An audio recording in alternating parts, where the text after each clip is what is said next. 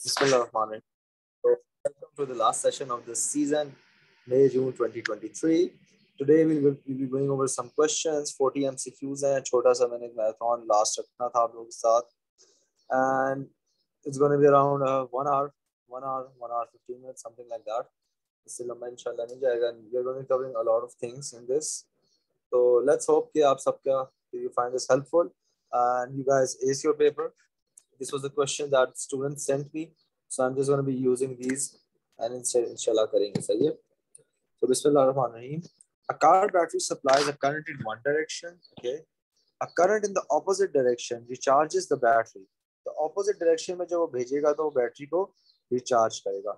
Which circuit recharges the battery using an alternating current supply and a diode. सही है. तो basically याद रखिए जब हम लोगों ने किसी चीज को चार्ज करना होता है, चार्जिंग में हम लोगों ने पॉजिटिव टर्मिनल में करंट भेजनी है. सही है guys. I know the answers. Okay, जब मैं आप लोगों से पूछूं फिर चैट बॉक्स में बोलें प्लीज. सो देखिए सबसे पहले what we need to do over here is कि आप लोगों ने देखते हैं जब हमें किसी चीज को चार्ज करना होता है तो हम लोगों ने उसको पॉजिटिव टर्मिनल में करंट भेजनी है. सो एसी सप्लाई है तो एक बार करंट इधर से जाएगी. सो देखिए जब इधर से जाएगी it's going to go to the positive terminal, right. तो डिस्चार्ज तो हो रहा है. अब दूसरे टर्मिनल से जब आपके पास करंट निकलेगी तो देखिए सर्किट भी पूरा हो रहा है and recharge a current in the opposite direction. Recharge तो हो गया और जो पहला वाला था supplies a current in one direction. तो देखिए सर्किट आपका पूरा हो गया. ए इसलिए आंसर है. अब बी आंसर क्यों नहीं है? तो देखें इस तरफ ये जा नहीं सकती करंट क्योंकि ये ब्लॉक हो जाएगी. सो ये तो हो ही नहीं सकता. सी एंड डी तो बिल्कुल ही गलत है, तो आप लोगों को समझने की जरूरत ही नहीं है. तो इसलिए A is going to be your answer. Sir how do we know charges at the positive terminal? जिधर से बिजली निकलती है उधर से उसको डालेंगे तो वो होगा ना आपके पास चार्ज होगा. और ये आपको पता होना चाहिए पॉजिटिव टर्मिनल. आपके टीचर ने आपको बताया होगा. Okay. In a low pressure hydrogen, there are no forces between the molecules. No forces, okay? Except during collisions with each other. जब collision होती है तो हम लोगों को सबको पता है collision में हमारे पास होता है F is equal to rate of change of momentum. F is equal to delta P divided by T. ये rate of change of momentum है. अच्छा, अब जब भी आपको collision होती है तो एवरेज फोर्स exerted, ये जो फोर्स होती है this is not just force, this is your average force exerted. इसको ये याद रखिए. अच्छा, average force it's the same thing but ये थ्योरी में वैसे काम आता है. एवरेज फोर्स एक्सर्टेड इधर तो नहीं आएगा. तो क्वेश्चन है which statement describes the motion of a molecule between one collision and the next. तो देखिए हम one collision and the next की जब हम लोग बात करते हैं, हम लोगों ने जितने भी मोमेंटम के सवाल किए उसमें क्या था, दो मॉलिक्यूल्स आते हैं एक दूसरे की तरफ एंड वो कोलाइड करके चले जाते हैं. लेट्स सपोज इधर चला गया, एक रुक गया, व्हाटसोएवर. अब होता क्या है, which statement describes the motion of a molecule between one collision and the next. तो देखिए जब ये दूसरी तरफ मूव करता है, सही है, जब ये दूसरी तरफ मूव करता है तो व्हाट हैपेंस इज दैट कि ये स्ट्रेट लाइन में जाता है. हम लोग कभी ऐसे नहीं शो करते इसका मोशन ऐसे, वी ऑलवेज एक स्ट्रेट लाइन. अच्छा, तो जब हम स्ट्रेट लाइन करेंगे तो स्ट्रेट लाइन में क्या होगा, it move in straight line. जब कोलिजन हो जाएगी आपकी एक बार, तो क्या सब पहले पार्ट देखें, याद रखें डायरेक्शन चेंज नहीं हो रही. It moves with changing speed and continuously changes direction. No, ये भी नहीं. It moves with changing speed in a straight line. It moves with a constant speed in a straight line. What do you think the answer will be? जी, law of conservation of momentum लगाएं. Law of conservation of momentum में क्या था?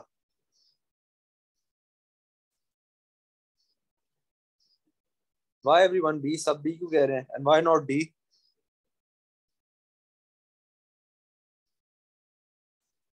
नहीं, इसका ये मतलब नहीं है सब D पे शुरू हो जाए. आप लोग बताएं D क्यों नहीं है, A क्यों, मतलब B क्यों? जी जी, आपकी जो स्पीड होती है वो कांस्टेंट रहती है. तो याद है एम, जो हम लोग फॉर्मूला हम लोगों ने पढ़ा था, m1u1 plus m2u2 is equal to m1v1 plus m2v2. सही है. तो ये जो v2 और v1 है, याद रखें हम लोग कांस्टेंट रखते थे इसको, चेंज तो हम नहीं करते थे. ऐसा तो नहीं रहता कि हम एक बार 4 लिख रहे हैं एक बार 5 लिख रहे हैं. लेट्स सपोज v1 की अगर हम बात करें पहले वाले की, कोलिजन विल चेंज डायरेक्शन. जी देखिए कोलिजन डायरेक्शन चेंज करेगी बट इधर लिखा है कंटिन्यूअसली चेंजेस डायरेक्शन, मतलब बार बार चेंज कर रहा है. बार बार चेंज नहीं हो रहा, याद रखिए. It's just changing once. एक बार चेंज हो गया एंड ऑफ कोर्स आपके पास फिर आंसर उसका मतलब पता चल गया आपको. अच्छा, एक सेकंड. ओके, एक स्टूडेंट ने लिंक मांगा हुआ है, मैं जरा उनको लिंक भेज दूं. Link for the session, link for the session. बच्चे क्यों नहीं?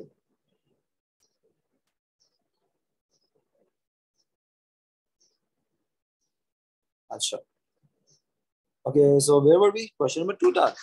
Perfect,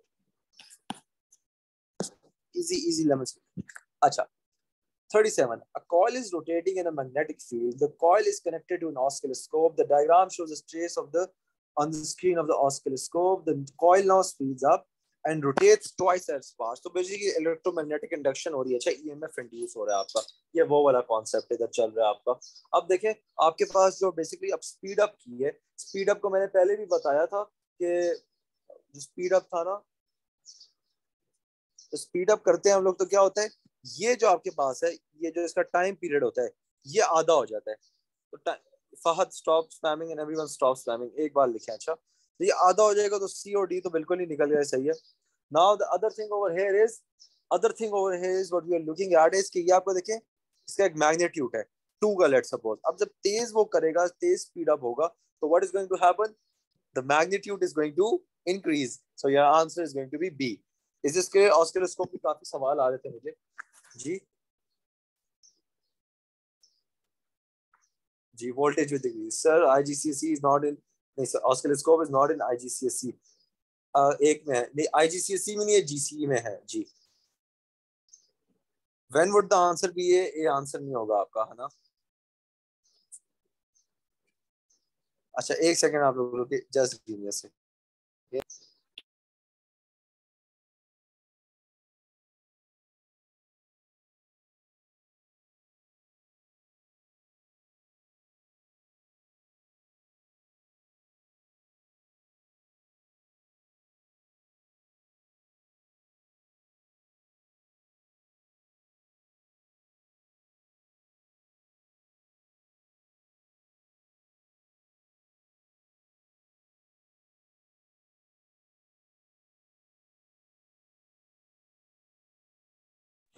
अच्छा, and guys we are at 100 students. आ गए आप लोग सारे आज। आई होप कि आज वो हो जाए, इनएक्ट हो जाए। मैंने जो सब्सक्रिप्शन ली हुई है, आई don't know if it's gonna work again और नॉट, एंड 100 से ज्यादा होंगे, बट अच्छा। क्वेश्चन नंबर 3 हो गया। Question number 4। Now question number 4 जो आपके पास क्वेश्चन है, a balloon and a mass a balloon and a mass are attached to a rod that is pivoted at a fixed point P, सही है। The balloon is filled with helium, which is a gas that is less dense than air. The balloon filled up with helium applies an upward force on the rod. The rod is horizontal and in equilibrium. Which action causes the rod to rotate clockwise? अच्छा देखिए, अब ये वाला जो सवाल था ना, ये बड़ा जरा कहते हैं, स्टूडेंट्स ने मुझसे काफी पूछा था और ये काफी लोगों को समझ नहीं आ रहा था। अच्छा, and I know this is a difficult question, how. अब उनने इधर कहा हुआ है, देखिए आपके पास ये जो पॉइंट है, ये वाला पॉइंट, इस पॉइंट में आपके पास इक्विलिब्रियम रीच हो गया। अब इक्विलिब्रियम कैसे रीच हुआ है, F1 D1 is equal to F2 D2। इसको हम एफ बी ले लेते हैं, फोर्स ऑफ द बैलून। इसको हम एफ एम ले लेते हैं, force of the mass. F B multiply by 30 is equal to F M multiply by 20, right. F M is equal to 1.5 times of F B. Is this clear everyone, ये वाला part, right. So what is the limit, limit should be 500, but पिछली बार भी मैंने session किया था, 100 से ज्यादा ज्वाइन ही नहीं कर सकते थे, आई डोंट नो व्हाई। अच्छा, व्हाटएवर। तो अब आप लोग देखें, इन क्वेश्चन में हम लोग आर्बिटरी वैल्यू लिख लेते हैं। अच्छा, मतलब हम एक वैल्यू ऐसी खुद चूज कर लेंगे, हम लोग क्वेश्चन सॉल्व कर सकें। That is, in this case this is F M, right. F M is equal to F V multiply by 1.5। The easiest thing is 15 is equal to 10 multiply by 1.5। हम लोगों ने खुद से चूज किया। अच्छा, ये वैल्यूज आप 100 एंड 150 भी लिख सकते हैं। ये दो वैल्यूज मैंने चूज कर ली, सो हमारे लिए आसानी हो।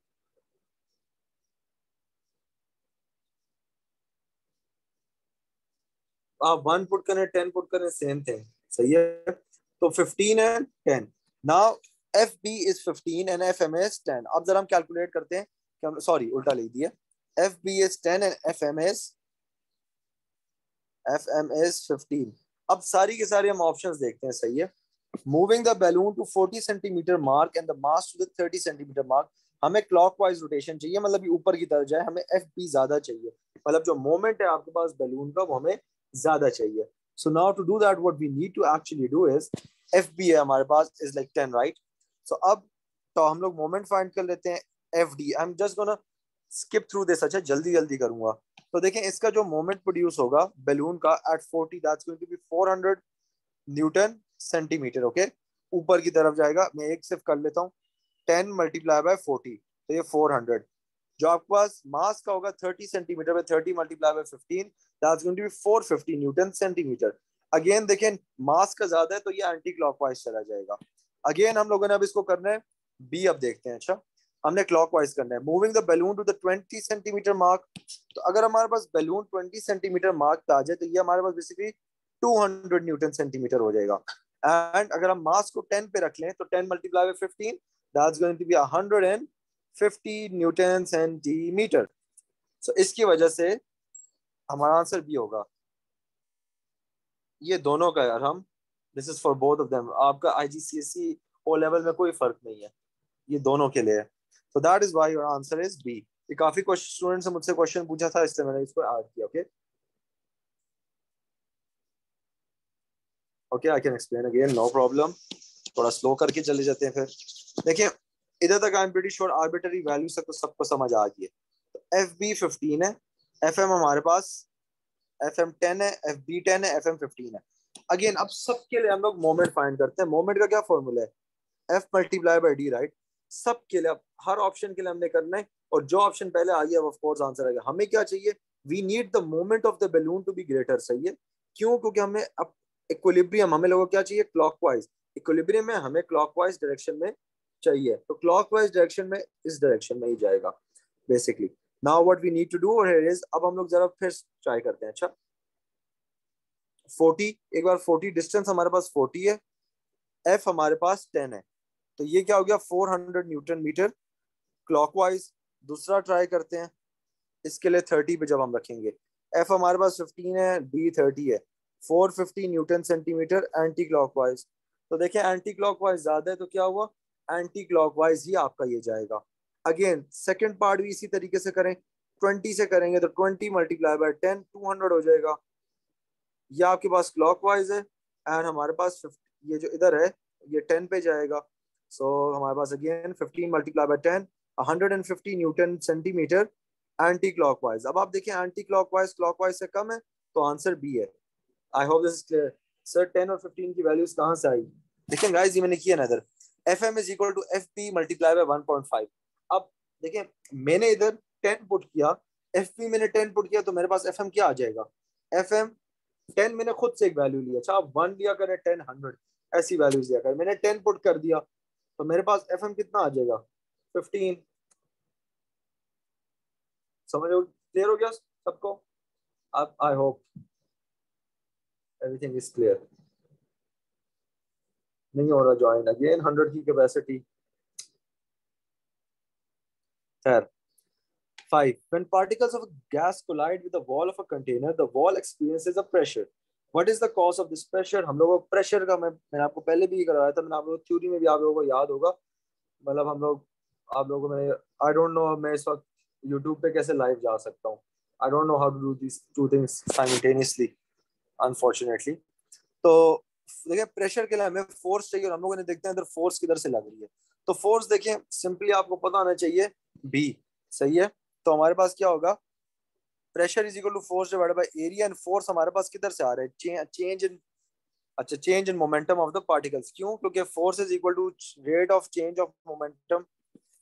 तो जब हमारा मोमेंटम चेंज होता है, जब स्पीड चेंज होती है, तो हमारे पास क्या होता है? प्रेशर एक्सर्ट होता है. Good job everyone. And this question, ये क्वेश्चन में क्या कहूँ ना, मुझसे कम से कम आप लोगों ने 20 से 25 बार पूछा स्टूडेंट्स ने. मैंने काफियों को जवाब भी दिया, काफियों को भी नहीं भी दे सकता क्योंकि इतना लंबा सवाल है. अब इस सवाल को समझे जरा. अब हम लोग इसमें भी आर्बिटरी वैल्यूज यूज करेंगे. What is arbitrary values? We are going to use values and you are going to assume values from ourself. Okay, question like this. सही है. एक सेकेंड, स्टूडेंट मैसेज कर रहे हैं.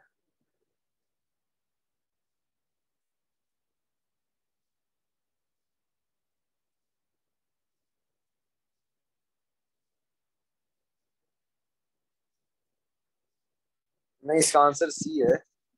मतलब अब मैं आज आपको समझाता हूँ ये सवाल, और सब लोग बड़े गौर से समझे। देखिए, the identical lamps X and Y connected to a low voltage AC supply power supply by high resistance wire. सही, ये जो हाई रेजिस्टेंस ट्रांसमिशन वायर है, सारी गेम इधर है। Both lamps are switch on, lamp X is then switch off, lamp Y stage switch on. What happens to the voltage in the power supply? अच्छा, इधर again हम लोग पूरे question में वैल्यूज अज्यूम करेंगे। मैं कहता हूँ जो वोल्टेज है मेरे पास, वोल्टेज में ले लेता हूँ 10, ओके। ईएमएफ मेरे पास 10 है, एंड मेरे पास जो रेजिस्टेंस है 1 1 है। अगेन मेरे पास रेजिस्टेंस इसकी भी 1 है, मेरे पास इसकी भी रेजिस्टेंस 1 है। अगेन ये आपके पास क्या है, पैरेलल में लगे हुए हैं। तो पैरेलल में रेजिस्टेंस फाइंड करने का क्या तरीका होता है? पहले टोटल रेजिस्टेंस फाइंड कर लेते हैं। 1/1 प्लस 1/1, तो ये हो जाएगा 1/R is equal to 2/1। Reciprocal ने R is equal to 1/2, that is 0.5। तो मेरे पास टोटल रेजिस्टेंस कितनी हो गई? 0.5। Now if you look into this question, अब V is equal to I R करते हैं। अगेन मैं आपको कह रहा हूँ, इनको आर्बिट्ररी पावर, इनको आर्बिट्ररी वैल्यूज कहते हैं, मतलब मैंने वैल्यूज को अज्यूम किए हैं इस क्वेश्चन में रिलेशन निकालने के लिए। V is equal to I R, V में 10 ले लेता हूँ, I मेरे पास सॉरी R मेरे पास है, I फाइंड करना है। R is going to be 0.5 and R मेरे पास, R आ गया, I मैंने फाइंड कर, I मेरे पास 20 एम्पेयर हो गया। तो टोटल सर्किट में हमारे पास कितनी करंट है? 20 एम्पेयर। तो 20 एम्पेयर इधर भी जा रही है, 20 एम्पेयर इधर भी जा रही है। अब इन दोनों के पास जब जा रही है, याद रखें आपके पास रेजिस्टेंस इक्वल है, तो क्या होगा, ये डिवाइड हो जाएगी। तो अब इसको 10, पहले एक्स को भी 10 एम्पेयर मिल रही है और वाई को भी 10 एम्पेयर मिल रही है। इधर तक क्लियर है? I am not gonna repeat this question again, okay. ये बहुत लंबा क्वेश्चन है। इधर तक सबको क्लियर है? परफेक्ट। अब हुआ क्या, अब क्या हुआ, थोड़ा अब सिनेरियो चेंज हो गया। अब एक जो आपके पास था स्विच, लैम्प स्विच ऑफ हो गया, एक्स स्विच ऑफ हो गया, लैम्प वाई रह गया। अगर सिर्फ एक्स स्विच ऑफ हो गया और वाई रह गया हमारे पास, तो वाई की रेजिस्टेंस कितनी थी? 1 ओम, सही है। अब 1 ओम है तो ये 1 ओम ही रहेगा, सही है। ये आपके पास 1 ओम रहेगा तो रेजिस्टर। अब फिर करंट हम फाइंड करते हैं, V is equal to I R. V हमारे पास कितनी है? V 10 है। आई हमारे पास फाइंड करना है, आर हमारे पास 1 है। अब कितनी करंट है हमारे पास? 10 एम्पेयर। अब पहले करंट हमारे पास थी 20 एम्पेयर। पहले पहले हमारे पास, पहले, नेवर माइंड द राइटिंग, पहले हमारे पास 20 एम्पेयर थी, अब 10 एम्पेयर। अब याद रखें इस क्वेश्चन को करने का तरीका क्या था। बेसिकली लॉन्ग ट्रांसमिशन लाइंस है ना, तो मैंने आप लोगों को एक फॉर्मूला पढ़ाया है, P is equal to I square R. और ये आपके लॉसेस के लिए होता है। लॉसेस क्या? लॉसेस कि आपके पास कितनी एनर्जी लूज हो रही है ना हाई ट्रांसमिशन पावर लाइंस। तो इन दिस केस आपके पास देखिए, जब करंट हाफ हो गया, सही है, पहले 20 एम्पेयर था, अब 10 एम्पेयर हो गया, तो आपके पास लॉसेस क्या हो जाएंगी? कम हो जाएंगी। The total amount of loss in the circuit is going to decrease. ये जो पावर है, ये पावर लॉस है, this is not power of the circuit, this is power that is being used, lose. अच्छा, अब आपके पास जो पावर इधर लूज हो रही है, सही है, अब इधर पावर लूज हो गई, तो क्या टोटल सर्किट में पावर ज्यादा बच जाएगी ना। एंड आपका फॉर्मूला क्या था? P is equal to V square divided by R. तो अगर इधर से आपके पास पावर कम लूज हो रही है, तो इधर आपके पास क्या होगा? पावर ज्यादा हो जाएगी। एंड दैट इज वाई, अगर ये ज्यादा होगा तो आपके पास V भी ज्यादा होगा। That is why your voltage increases and the power supplied to the lamp increases. I know this is a very long question. अच्छा, अब ये तो करा लिया, and a lot of teachers ने क्या किया था इस सवाल में, एंड मैं आपको आसान तरीके से समझा देता हूँ। Is this clear everyone? I know this is very difficult, but खैर है, मतलब मुश्किल सवाल करेंगे तो आ जाएगा। What is P is equal to V square divided by R। ये फॉर्मूला है ना आपके पास पावर का, देखिए P is equal to V I होता है ना। अब आप अलग अलग फॉर्मूला, अगर मैं V is equal to I R इधर सब्सटीट्यूट कर दूं, सही है, तो एक second, P is equal to I R substitute कर दूं, सॉरी नहीं, आई सब्सटीट्यूट करेंगे हम लोगों को, अब V के लिए चाहिए। So V is equal to I R, I is equal to V divided by R, right. मैं इसको इधर सब्सटीट्यूट करता हूँ, तो मेरे पास V square divided by R. जी वही है, एक नंबर है, जाने दे, सही है। अब this was the proper method, and ये ऐसा मेथड था कि बोर्ड टीचर्स ने भी ना इसको गलत किया होता है, मैं देख रहा था। अब मैं आपको इसका आसान तरीका बताता हूँ, जो टीचर्स ने भी किया और जिससे आंसर भी आप लोगों का सही आ जाएगा। सिंपली देखिए, रेजिस्टेंस क्या हुई टोटल सर्किट की? टोटल सर्किट की रेजिस्टेंस आपकी इंक्रीज हो गई है, राइट। रेजिस्टेंस इंक्रीज हुई तो लोगों ने क्या किया? V is equal to I R किया। आर इंक्रीज तो वी इंक्रीज, तो वोल्टेज इंक्रीज हो गई, इसलिए सी आंसर है। देखिए आंसर सही आ रहा है, but that is not the working at all. My job is to you know आप लोगों को सही पूरे तरीके से मैं समझाऊं। सही है। P is equal to I I, वही P is equal to V I उन लोगों ने किया। उन लोगों ने कहा रेजिस्टेंस, तो उससे मतलब आपका वी भी ज्यादा हो गया, और वी ज्यादा हो गया तो बस आपका पावर भी ज्यादा हो गई। वो बिल्कुल गलत है। नहीं तो गलत तरीका है ना अहमद, आपको ये तरीका ही नहीं है, तो आपको मतलब मैं गलत क्यों समझाऊं। ये तो मैं आप लोगों को बता रहा हूँ जैसे लोगों ने किया है, और आप सब लोग भी कर रहे थे। एंड ये क्वेश्चन मुझसे इतने स्टूडेंट से पूछा था, आई रिमेम्बर मिनहाल, लीना, और कौन कौन, खिजर, मेरे ख्याल में 10-15 बचे तो मुझे नाम से याद है जिनने किया था। Nobody can open their Mac, if you have a question जरा ये इधर लिख दें। जी क्या था? गाइस एक सवाल, अच्छा sir can you please repeat last one shortcut again? That is not the shortcut, that is the wrong type. जिस तरीके से लोग करवा रहे थे, लोगों से, I mean like few teachers मैंने देखा था, वो गलत तरीका था, बट आंसर सही आ रहा था। ओके, तो अनफॉर्चुनेटली सही है। सर गलती बता दें, देखें ये आपके पास पैरेलल है, पैरेलल में याद रखें रेजिस्टेंस कम होती है। जब पैरेलल से सीरीज में आया तो रेजिस्टेंस क्या हो गई? इंक्रीज हो गई। तो V is equal to I R की वजह से V is directly proportional to R। तो लोगों ने कहा कि रेजिस्टेंस ज्यादा हो गई है तो आपका V भी ज्यादा हो गया। अब V ज्यादा हो गया तो क्या हुआ? V ज्यादा हुआ तो आपका वोल्टेज तो इंक्रीज हो गई और पावर सप्लाइड भी इंक्रीज हो जाएगी, which is not the case at all. Answer सही है, but this is not how you do it. Okay जी जी, ये ओ लेवल का सवाल है, घबराए नहीं। खैर कभी कभार ऐसे मुश्किल सवाल आते हैं, ये तो आप लोग डिस्टिंक्शन बनाते हैं। एंड अच्छा ये जरा क्वेश्चन मुझे किसी स्टूडेंट ने भेजा था, ये मैंने नहीं लिखा हुआ, बट आंसर इसका बी है। अब बेसिकली क्वेश्चन क्या कहते हैं, forces of 4 Newton and 2 Newton act at a point. Which scale diagram shows the forces that have a resultant of 4 Newton? अब देखें 4 न्यूटन बनाने के लिए सबसे पहले देखते हैं डी बिल्कुल नहीं हो सकता, why? Because this is 4 minus 2 that is 2। फिर सी देखें तो ये पैथागोरस थ्योरम बन रहा है, इसको आप इधर लगाएंगे तो पैथागोरस थ्योरम भी याद रखें इन दोनों फोर्सेस से ज्यादा होता है, तो सी भी आंसर नहीं हो सकता। रह गया हमारे पास क्या? रह गया हमारे पास ए। ए देखते हैं, ए में भी मैं अगर इधर लगाता हूँ तो देखिए विजिबली 4 न्यूटन हमें ज्यादा नजर आ रहा है। सही है, तो ये भी आंसर नहीं हो सकता। रह गया आपके पास बी। सही है, तो अब बी में देखें अगर मैं इस वाले को इधर लगाता हूँ, सही हो गया, तो simply head to tail rule से आपके पास this is going to be your resultant, and ये जो रिजल्टेंट है यही देखिए आपका 4 की इक्वल।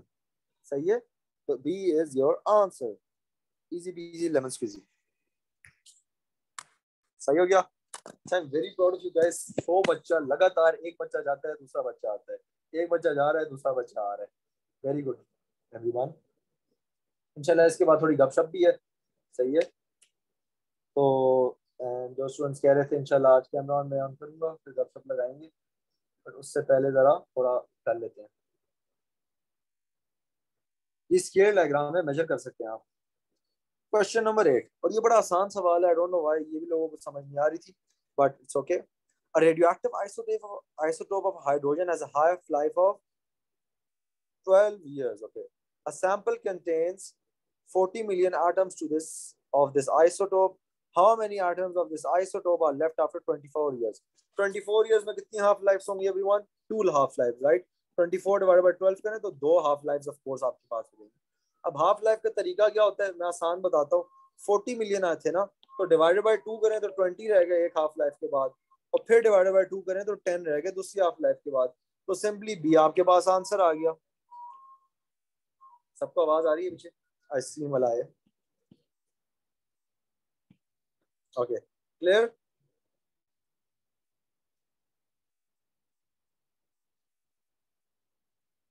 जी जी सर, टोटल एमसीक्यूज 40 एमसीक्यूज हैं आज तो सर। अच्छा अच्छा सर, बी आंसर क्यों है देखें, हेड टू टेल रूल सबको आना चाहिए। देखें ये जो 2 न्यूटन है इसको मैं इसके हेड से लगा देता हूँ, सही है, या पैरेललोग्राम रूल भी आ जाए, सेम थिंग। 2 न्यूटन ही हो गया। अब देखिए मेरे पास रेजिस्टेंस क्या है, इस रिजल्टेंट क्या है, इसके रेजिस्टेंस से लेके इसके हेड तक। रेजिस्टेंस क्या है ना, उसकी टेल से लेके उसके हेड तक। तो देखिए ये जो आपके पास है और ये जो है ये आपके पास इक्वल आ रही है, तो रेजिस्टेंस, तो इसका आपके पास जो रिजल्टेंट है वो 4 है। आई एम सॉरी मैं बार बार रेजिस्टेंस कह रहा हूँ, रिजल्टेंट 4 आ रहा है। अच्छा, क्वेश्चन नंबर 9। नहीं आसान, टेंशन ना लें, पॉपकॉर्न वाला नहीं है। अच्छा, question number 9। A wire of a length 0.5 meter and a cross sectional area of 1.0 multiplied by 10 raised to power minus 6 meter square has a resistance of 0.75 ohms. Another wire of the same material has a length of 2 meter and a cross sectional area of this. What is the resistance of the longer wire? Guys, everyone try this yourself. Zunaira, मैंने आपने एक बार message देख लिया, don't spam, कुछ करते हैं, खैर है।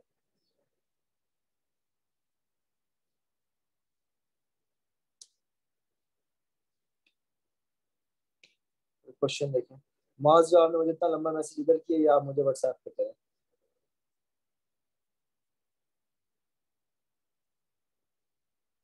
नहीं, I know guys, D is the answer, क्योंकि डी सर्कल हुआ है, बट प्लीज एवरीवन, सुस्त बनाए आप लोग भी सारी।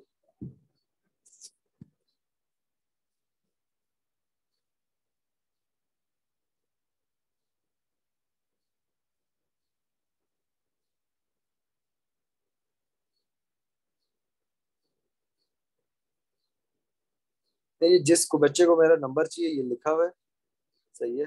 एंड अगेन मैं अपनी थोड़ा इंस्टा आईडी भी आप लोगों के साथ शेयर कर दूंगा, this might be the last session with most of you, so insta is one way that I can connect with you guys in the outer world to.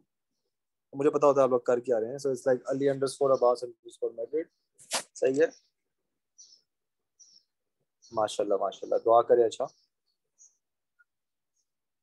बस थोड़ा सब्र करें, ये अभी थोड़े मुश्किल वाले हैं, थोड़ा ज्यादा अभी तेज होते हैं हम लोग। अच्छा देखिए, सिंपली आप लोगों ने करना क्या है, resistance is equal to resistivity multiply by length divide by area, सही है। तो ये जो आपका पहला वाला सिनेरियो गिवन है, ये सिनेरियो, इस सिनेरियो से आपको रेजिस्टिविटी मिल जाएगी, और दूसरे सिनेरियो से आप लोगों को क्या मिलेगा, रेजिस्टेंस मिल जाएगी। देखें, रेजिस्टिविटी इधर मिल गई, रेजिस्टेंस, और अगले वाले में आपके पास लेंथ भी है, क्रॉस सेक्शनल एरिया भी है, रेजिस्टिविटी इधर से मिल गई, पुट कर लें, ये आंसर हो जाएगा। सर बोटिंग कर रहे हैं अब आजकल, जी जी, अतीम मबाली गए हुए थे, अब थोड़ा सा हम भी रेस्ट कर रहे हैं। इंशाल्लाह नेक्स्ट वीक हमारा कश्मीर है, उससे नेक्स्ट वीक इंशाल्लाह see will see you guys in Lahore, Lahore meetup next से नेक्स्ट वीक इंशाल्लाह, नेक्स्ट से नेक्स्ट वीक जी। आई गेस 10th है, समथिंग 10 वाला है वीकेंड। ओके, ये जरा जल्दी से कर लेते हैं, ये भी आसान है, ये वाला करते हैं। I don't know why someone even send me this question, but देख लेते हैं। Sir do the question full, okay, as you guys wish. तो देखिए अगेन, चले जरा आप लोग थोड़ा सा बातें बंद करिए, ये सारी गपशप लगाते हैं। अच्छा, तो resistance is equal to rho L divided by A. तो देखिए, रेजिस्टेंस पहले बार आपको कितनी गिवन है, 0.75। रेजिस्टिविटी फाइंड करनी है, एल हमारे पास 0.5 है, and cross sectional area 1.0 multiply by 10 raise to power minus 6। I would need someone to tell me जरा इसका आंसर, क्या आंसर आ रहा है, और I would have to use my own calculator which is 1.0 multiplied by 10 raised to the power of minus 6 divided by 0.5। तो resistivity हमारे पास आ रही है 1.5 multiply by 10 raise to power minus 6, सही हो गया। ओके, उसके बाद आप लोगों ने क्या, रेजिस्टिविटी मिल गई, अब दूसरे वाले में पुट करें। तो resistivity is 1.5 multiply by 10 raise to power minus 6, length आपके पास 2 है, आपका 0.5 multiply by 10 raise to power minus 6। लेकिन सिंपली इसको भी मैं कैंसिल करूँ, ये 1 होता है, ये 3 होता है, और 6 आंसर आ गया। रो इज योर रेजिस्टिविटी। जी जी, शहीद करवा रहा हूँ, डोंट वरी, एक बार मैसेज कर लिया मैंने, देख लिया जी। अतीम यही लेंगे आपका, जी जी। जो रेजिस्टिविटी होता है वो हमेशा कांस्टेंट रहता है। ये क्या क्वेश्चन है, the thermal energy produced by electric heater in 3 minutes is used to melt a wax in 3 minutes, okay? The solid wax is initially at its melting point at 60 degrees.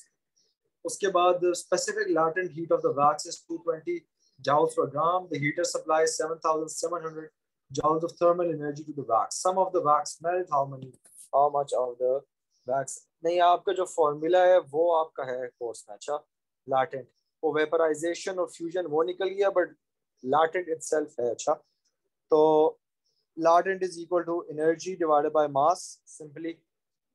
सही है, तो energy आपके पास कितनी है, latent हमारे पास 220 है, ई 7700 है, M हमने फाइंड करना है, M is equal to 7700 divided by 220।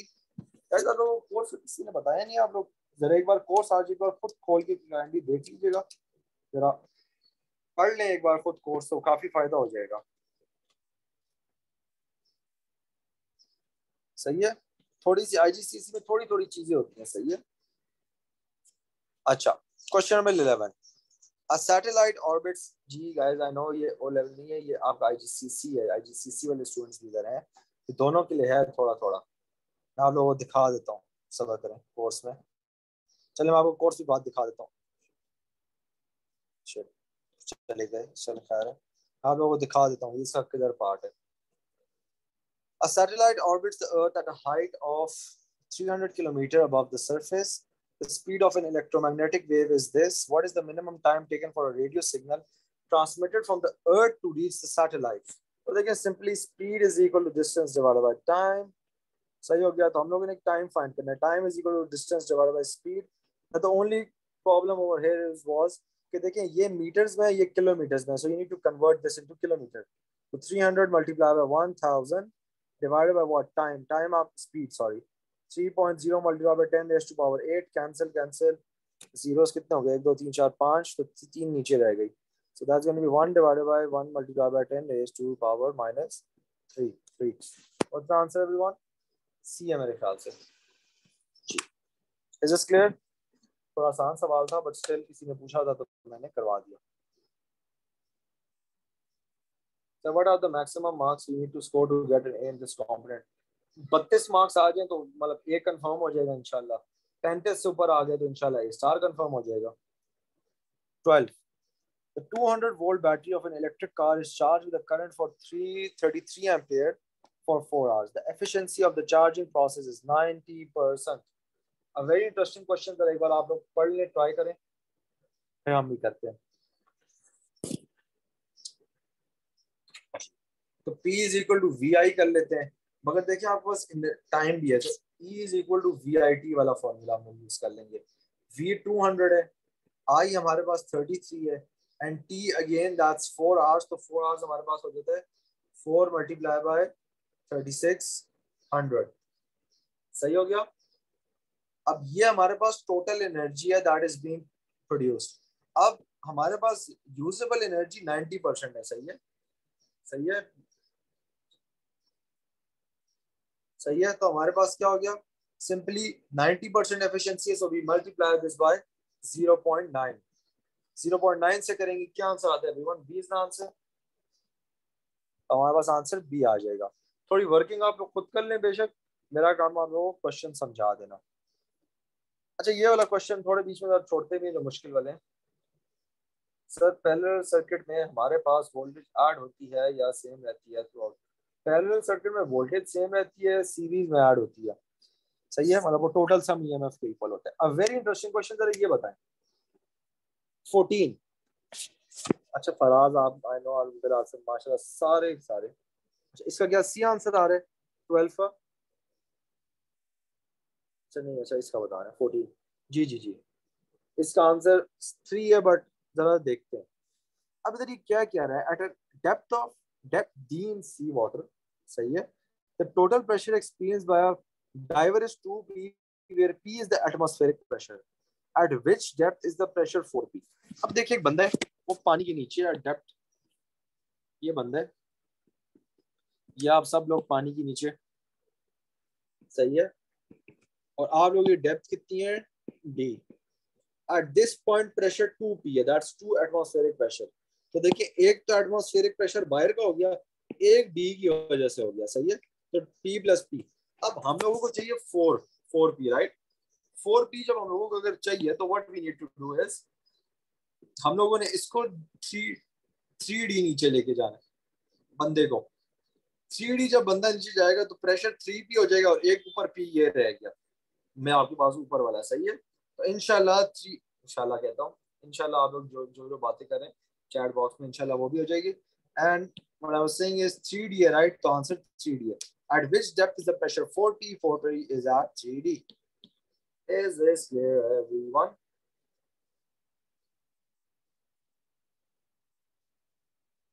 I'm under the water.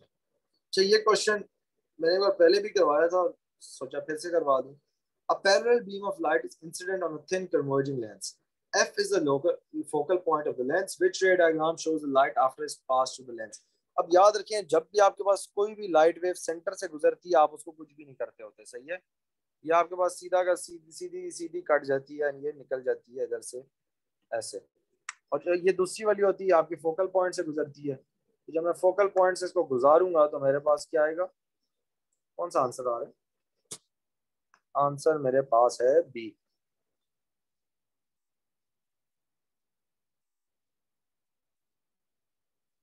ये सब के सब सी क्यों कह रहे हैं?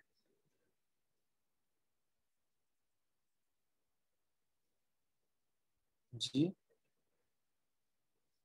sir, C here because it's not parallel to the axis. What is not parallel? Oh, sorry. My bad. Ji. Parallel to the axis नहीं है, सही है. तो आपके पास टिल्ट आ जाएगा, रिफ्रैक्शन होगी. ये वाली तब भी सीधी जाएगी और आपके पास ये जो है इसमें टिल्ट आ जाएगा. और टिल्ट इतना आएगा कि आपके पास ये कन्वर्ज हो जाएगा पहले. अच्छा, अब बी आंसर कब होता? जब आपके पास ये स्ट्रेट लाइन ऐसे होती है. ओके, जब आपके पास जो इंसिडेंट थी वो एक स्ट्रेट लाइन आ रही होती, क्योंकि आपके पास सीधी लाइन नहीं आ रही ना. जब आपके पास सीधी लाइन होती है तब वो फोकल से गुजरती है. इधर आपके पास बेसिकली रिफ्रैक्शन ही हो रही है, तो इसलिए वो बेंड आ जाता है आपके पास. My bad. ओके, जल्दी. अच्छा, इसका आंसर होता है 16. ये मुझसे कल पूछा गया था. Very thank you. अब आई डोंट नो स्टूडेंट का मुझे नाम याद नहीं है. उन्होंने मुझे कल 5-6 बड़े अच्छे सवाल भेजे थे, तो वो मैंने सारे ऐड किए हैं जी. What is the smallest value of h that allows the customer to see an image of his shoes in the mirror? अब देखें, इधर इस केस में जब हम लोगों ने ये शू देखते हैं अपने ना, तो इधर आपके पास रिफ्लेक्शन यूज होती है. रिफ्लेक्शन का क्या रूल है? Angle of incidence is equal to angle of reflection. उसके लिए हम लोगों को 150 को बीच में से कट करना होगा. तो इधर जाके ये होगा और इंसिडेंट ये फिर आंखों पे चला जाएगा. तो दिस नीड्स टू बी 75. अब हमें 75 की हाइट चाहिए. हम लोगों ने एच की मिनिमम वैल्यू करनी है. अच्छा, तो 50 तो पहले ही थी मिरर की. अगर हमने उसको जमीन से 25 ऊपर कर दिया, सही है, 25 ही उम्र हो गया, ऊपर हो गया, 50 का खुद मिरर हो गया, तो सिंपली आपके पास बन जाएगा आपका answer. 17. The diagram shows a current carrying conductor between the poles of a magnet. The force of the wire acts downward. G Shazul. G4 changes are possible. The current is increased, a stronger magnet is used, the current is reversed, the poles exchange positions. Which two changes made together keep the force acting downward? सही है. अब देखिए इसमें करना है, सबसे पहले देखिए लेफ्ट हैंड रूल से देखते हैं. सही है, लेफ्ट हैंड रूल हमारे पास जा रहा है और हमारे पास फोर्स डाउनवर्ड है. सही है, फोर्स डाउनवर्ड है, तो ये हमारे पास बेसिकली नॉर्थ पोल बन गया, ये साउथ पोल बन गया. करंट इधर जा रही है, डाउनवर्ड है आपका फोर्स. सही है. अब आपके पास क्या है? 4 changes are possible. The current is increase, stronger current is, magnet is use. इन दोनों से तो फर्क ही नहीं पड़ेगा, सीधी सी बात है. सही है आपके पास. तो आपके पास क्या हो गया? The current is reverse. अगर मैं करंट भी रिवर्स कर रहा हूँ और मैं पोल भी एक्सचेंज कर रहा हूँ, तो रिमेंबर अब दो चीजें हो रही है ना. करंट मेरे पास उल्टी हो गई है बेशक, current is this way but not to south. तो अगर आप लेफ्ट हैंड रूल इस्तेमाल करें आपके पास फिर वही आंसर आएगा. हुसैन मूवी भी देख लेंगे, क्या टेंशन है. पहले थोड़ा पढ़ाई कर लेते हैं, पेपर निकल जाएगा होगा. अच्छा, white light is dispersed by a prism compared with the blue light, the red light is what? तो रेड लाइट मैंने आप लोगों को सबको बताया कि ये कम होती है refracted. It is refracted less. और रिफ्रैक्टेड लेस से एक और बात याद रखिए, जो चीज कम रिफ्रैक्ट होती है उसकी स्पीड कम कम होती है. अच्छा, like decrease in the speed is less. Okay, तो हमारे पास slow down rays and refracted. अब ये क्यों होता है? as you know, n is equal to speed of light in vacuum divided by speed of light in medium. सही हो गया. Sir Fleming right hand rule हम लोग जनरेटर में यूज करते हैं, लेफ्ट हैंड रूल हम लोग व्हाट डू यू कॉल उसमें करते हैं मोटर में। जी रेड की वेवलेंथ सबसे ज्यादा होती है, इसलिए इसकी सबसे कम रिफ्रैक्शन होती है। तो इधर देखें, जो चीज की स्पीड कम होगी, like the decrease is going to be less, उसका जो आपके पास रिफ्रैक्टिव इंडेक्स होगा that is also going to be less. तो रेड का रिफ्रैक्टिव इंडेक्स इज लेस, तो आंसर इज ए।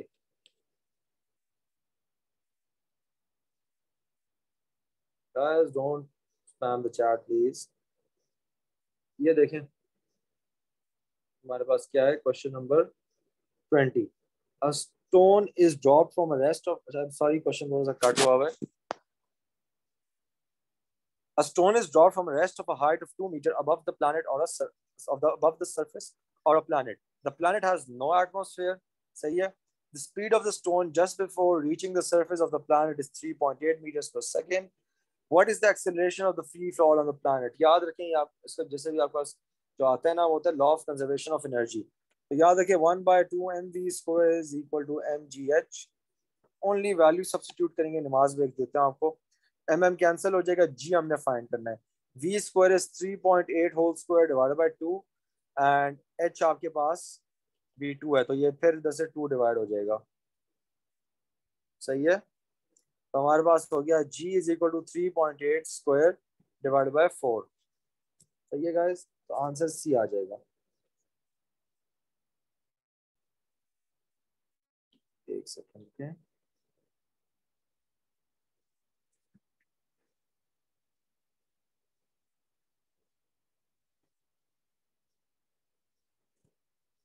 अच्छा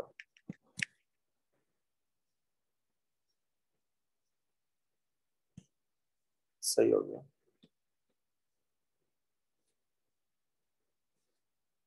सर ये कैसे पता चलेगा कि कब, जी मैं दिखा रहा हूँ इसे। तो देखें बेसिकली हमें कब पता चलेगा, जब ऑब्जेक्ट ऊपर से गिर के नीचे आता है ना। तो याद रखें, ऐसे बहुत आपको एमसीक्यूज मिलेंगे, उसमें law of conservation of energy ही होता है। आपका जो टोटल एनर्जी है वो आपके पास कांस्टेंट रहती है, और जो आपका एमजीएच होता है वो आपके पास काइनेटिक एनर्जी में कन्वर्ट हो जाता है। स्क्रीन शेयर नहीं हो रही अभी वन?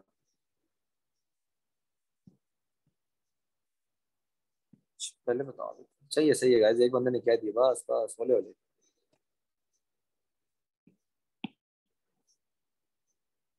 अच्छा, so what I was saying was, मैं ये बना रहा था कि आपको देखिए, जो एक बॉल ऊपर से गिरेगा तो उसकी एमजीएच जो होती है उसकी काइनेटिक एनर्जी में ऑटोमेटिकली कन्वर्ट हो जाती है। समझ आ गई सबको?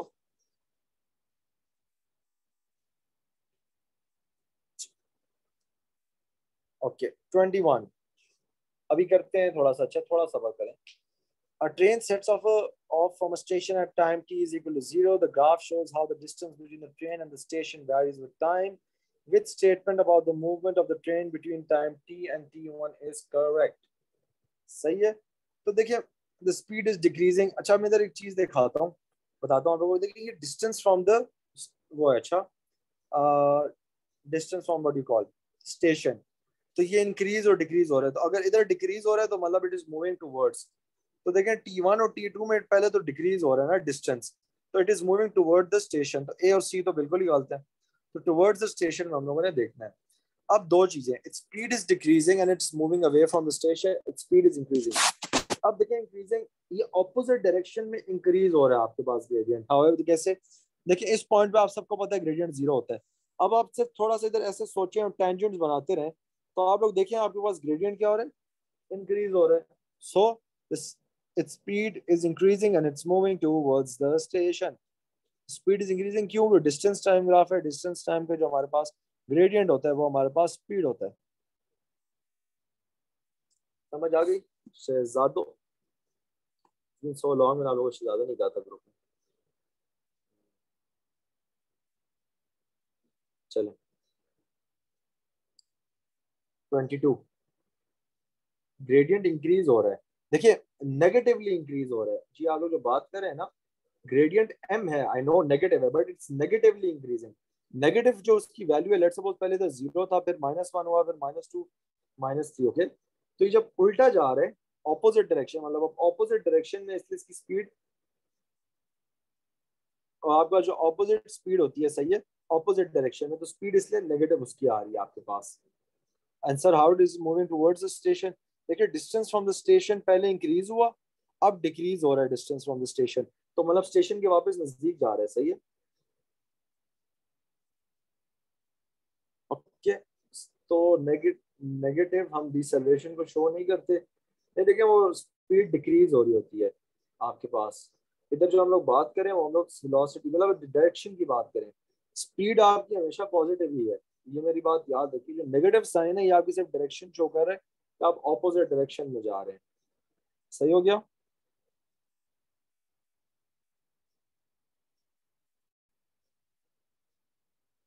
22, a hard stone hits the ground and comes to rest almost immediately.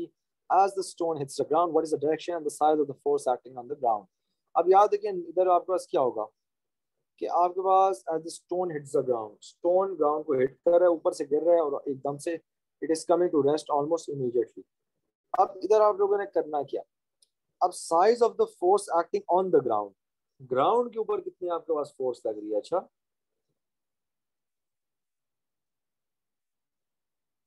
Sir sense नहीं बना रहा, एक सेकेंड। अगर स्टेशन की तरफ बना रहा, अगर स्टेशन की तरफ जा रहा है तो स्पीड कैसे ज्यादा रही है। देखिए डिस्टेंस टाइम ग्राफ है, समझे, ये आप है, सही है Ahmad, this is you and this is a shop that you are going to. पहले आप शॉप की तरफ गए तो देखें आपकी इस पॉइंट से ये आपका घर है, सही है। आपकी जब आप शॉप की तरफ जा रहे थे आपका घर से डिस्टेंस क्या हुआ, इंक्रीज हुआ, राइट। बट जब उल्टा उल्टा आ रहे थे, जब आप शॉप से वापस आ रहे थे तो डिस्टेंस जो आपके पास था घर से कम हो रहा था। क्यों, क्योंकि इधर क्या लिखा हुआ है, it is the distance between the train and the station. जी डिस्टेंस कम होने का ये मतलब नहीं होता कि आपके पास स्पीड है वो कम होती है। ओके अच्छा, लेट्स टेक नमाज break, be back at 6। Okay everyone, be back at 6।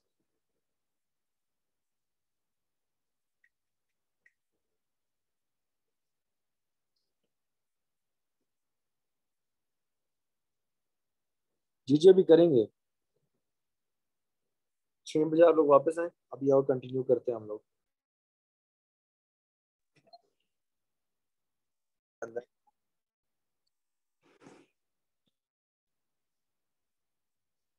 Sir gravitational potential thermal के कब इक्वल होती है, जब आपके पास वो हो जाए, व्हाट डू यू कॉल, क्या कहते हैं, टर्मिनल वेलोसिटी यूज हो जाए, तब आपके पास ना एक्स्ट्रा काइनेटिक एनर्जी नहीं आती। Okay, question 22. A hard stone hits the ground and comes to rest almost immediately. As the stone hits the ground, what is the direction and the size of the force acting on the ground?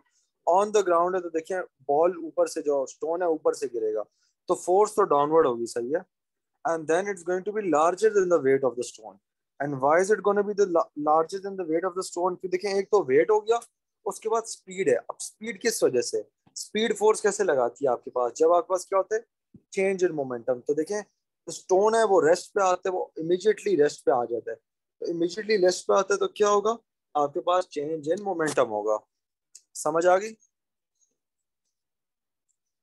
This is pretty simple. खैर है, impulse, जी impulse, impulse होगा ना आपका, change in rate of, sir repeat कर दें। देखें simply आपका downward तो हो गया, अब लार्जर देन द वेट क्यों, क्योंकि देखें वेट तो है ना, वेट तो स्टोन गिरेगा वो तो लग ही रहा गिरा है वेट के, उसके साथ साथ देखिए स्पीड भी है ना इसकी। आप खुद सोचें, आप लोग अपने बेड के से छलांग मार के या आप घर के ऊपर से छलांग मारे, आपको दर्द किस पे ज्यादा होगा, घर के ऊपर से, क्यों, क्योंकि आपकी स्पीड ज्यादा होगी ना। और तो सब कोई रीजन नहीं है, स्पीड ज्यादा हुई तो दर्द भी ज्यादा होगा, जोर भी ज्यादा लगेगा, हड्डियां शड्डियां टूटेंगी ज्यादा ज्यादा, सही है। तो वही होगा, क्यों, तो आप जमीन पे ज्यादा प्रेशर लगा रहे, ज्यादा फोर्स लगा रहे, तो जमीन पे भी आप, जमीन भी आप पे उल्टा वापस ज्यादा फोर्स लगाएगी। आप समझ आई ना सबको।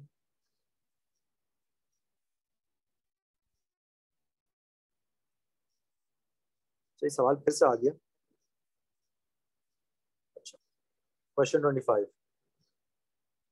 The drag force on a car increases with speed at 20, ये कहने बड़ी इंपॉर्टेंट चीज लिखी हुई है, The drag force on a car increases with its speed.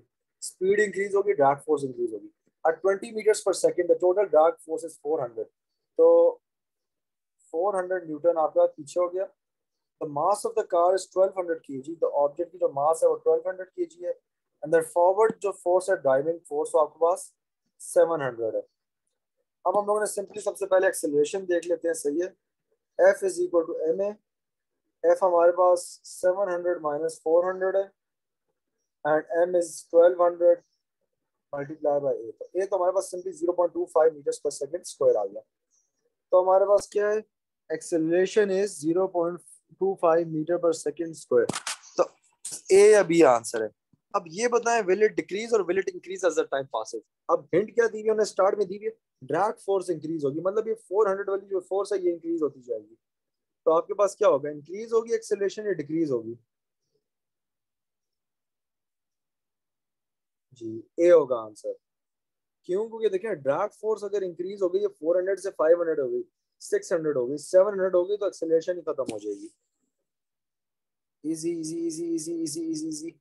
ये सवाल मैं एक बार फिर से आज करवाऊंगा क्योंकि ये मुझसे बहुत ज्यादा स्टूडेंट ने फिर से पूछा था. इसमें तो देखें बहुत आसान है ये, अब तो सबको आ भी गया होगा. उन लोगों ने सिर्फ एक बात की, I would urge everyone to give this a read. एक बार पढ़ लें. खैर, an optical lever is a very sensitive device for detecting small rotation. A lamp sends a narrow beam of light on a small plane mirror attached to a shaft whose rotation is to be measured. The operation is shown in the plane view. Main बात सिर्फ एक लिखी है, the shaft and the mirror rotate bye 1 degree. तो 1 degree rotate किया तो क्या कहते हैं? Table shows the angle theta through which the reflected beam rotates and the conditions required for high sensitivity. तो देखिए सिंपली अगर देखें 1 डिग्री रोटेट होता है तो एंगल ऑफ इंसिडेंस 1 डिग्री हो गया और एंगल ऑफ रिफ्लेक्शन भी 1 हो गया. तो जो टोटल आपके पास फर्क आएगा वो आपके पास 2 डिग्रीज का आ जाएगा. एंड याद रखें सेंसिटिविटी इट्स प्रीटी सिंपल के जितना ये दूर होगा ना तो उतना थोड़ा सा भी चेंज बहुत ज्यादा सेंसिटिव हो जाएगा. तो that is why angle is going to be 2, and to achieve high sensitivity the lamp and the scale need to be as far away from the as possible. 28.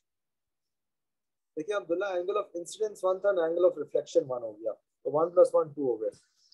28.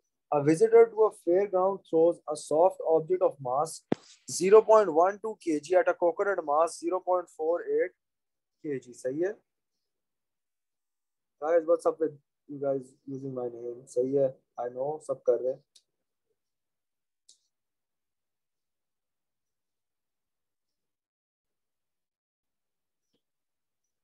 पता नहीं स्टूडेंट्स हैं आप लोग की ना.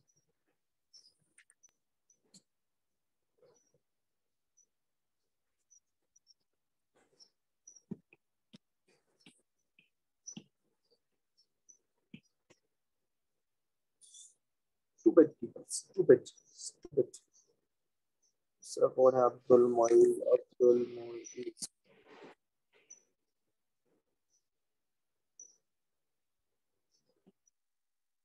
चलिए यार, आप लोग आसान तरीके के I'm just gonna change the chart and nobody will be equal to the chart. Simply remove. और कौन स्टूडेंट था? अमार. असली अमार तो रोक रहे.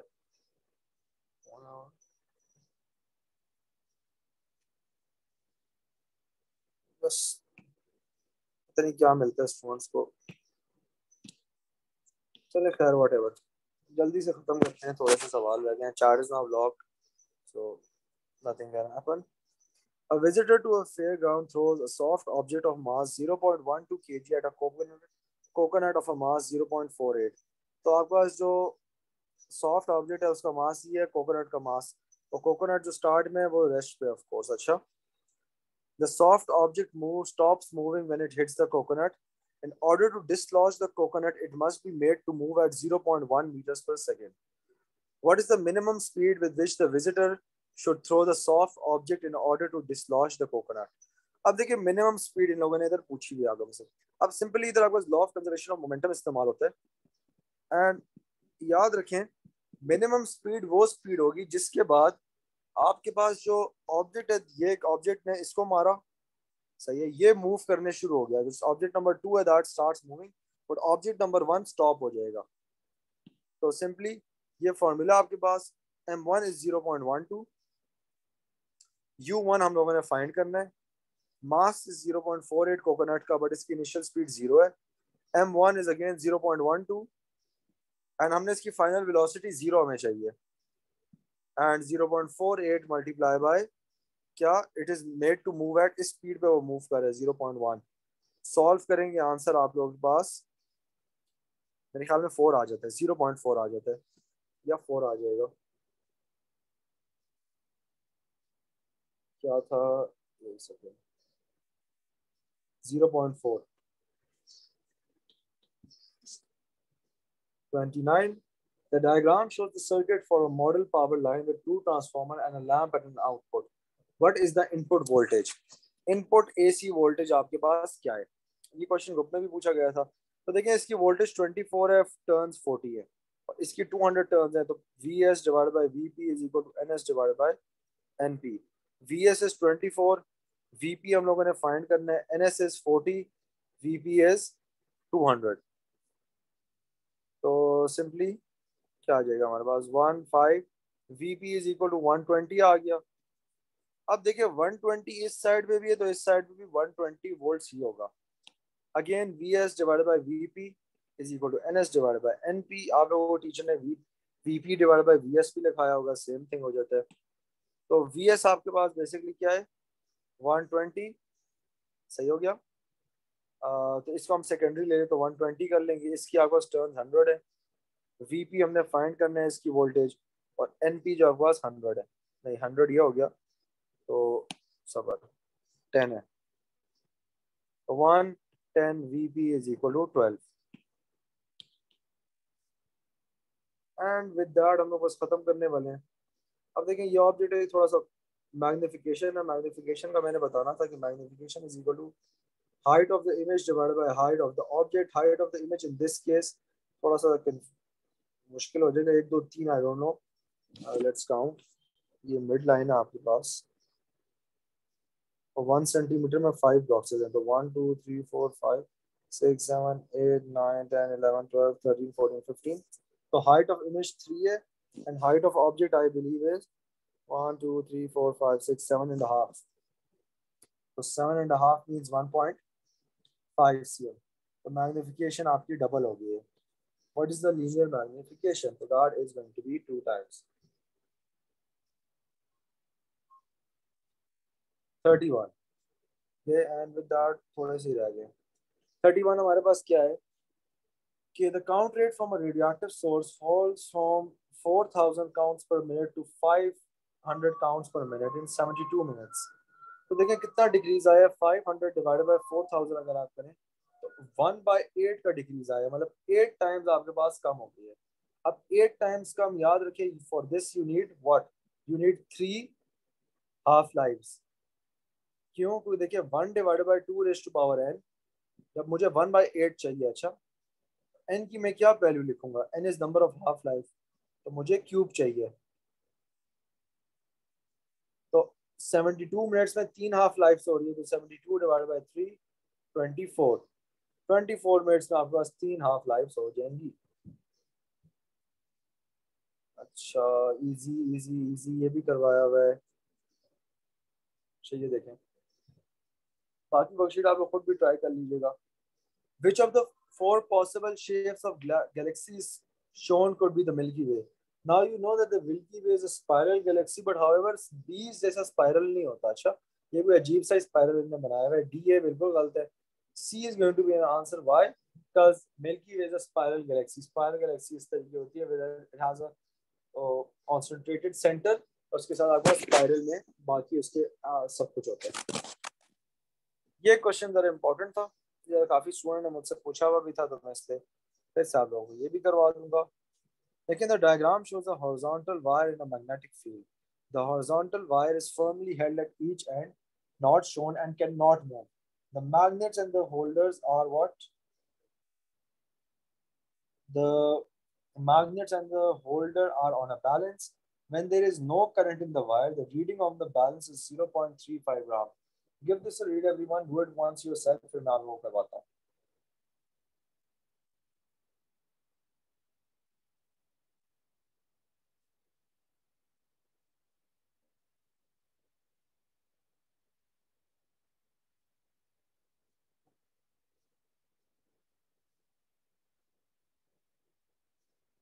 Recording in progress.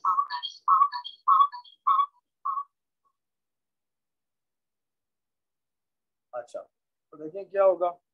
अब हमारे पास नॉर्थ टू साउथ है और हमारे पास जो करंट है वो हमारे पास इस डायरेक्शन में आ रही है, मतलब बाइक तरफ, आउट ऑफ द प्लेन. तो लेफ्ट हैंड रूल अगर हम लोग इस्तेमाल करें, हमारे पास फोर्स क्या लग रही है, जो ये ऑब्जेक्ट जो वायर फोर्स लगा रही है वो अपवर्ड डायरेक्शन में है. अब न्यूटन का थर्ड लॉ क्या कहता है कि आपके पास जो डायरेक्शन होगी वो फोर्स की, वो that is going to be in the opposite direction. तो ऑपोजिट डायरेक्शन में क्या होगा, जो नॉर्थ और साउथ है, जो नीचे की तरफ फोर्स ज्यादा हो जाएगी. नीचे की तरफ जो आपका जो मैग्नेट है वो उल्टी फोर्स लगाएगा to counteract that, right. तो काउंटर एक्ट के मामले में आपके पास आंसर आ जाएगा लार्जर देन 0.35. क्यों? क्योंकि अब जो फोर्स पहले तो 0.35 थी ना, मास जो था, अब वो उससे भी ज्यादा हो गया.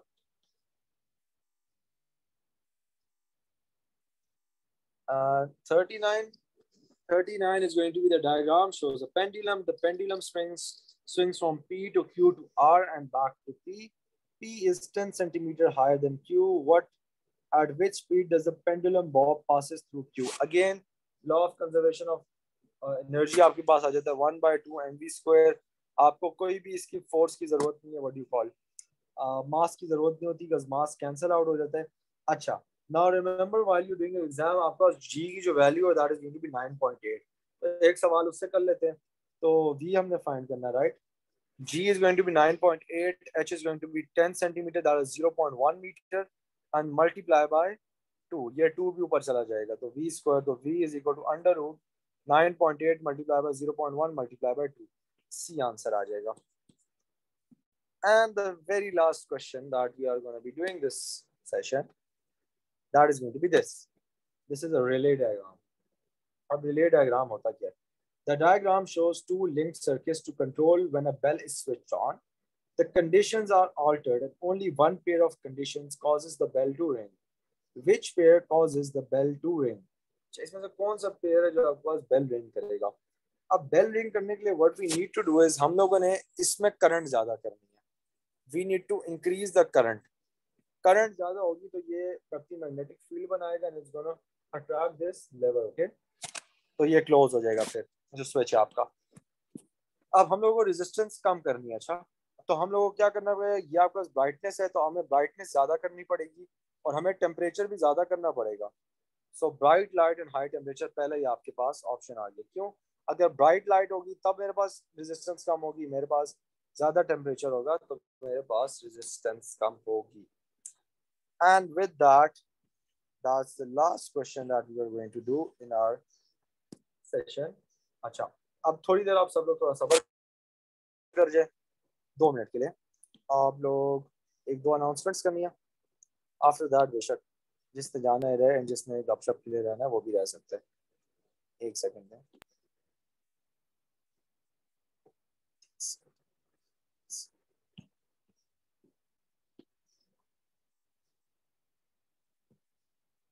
अच्छा, you guys can chat with me now. सही है, मैंने आप लोगों के लिए खोल दिया chat box. I'm gonna turn off the meeting.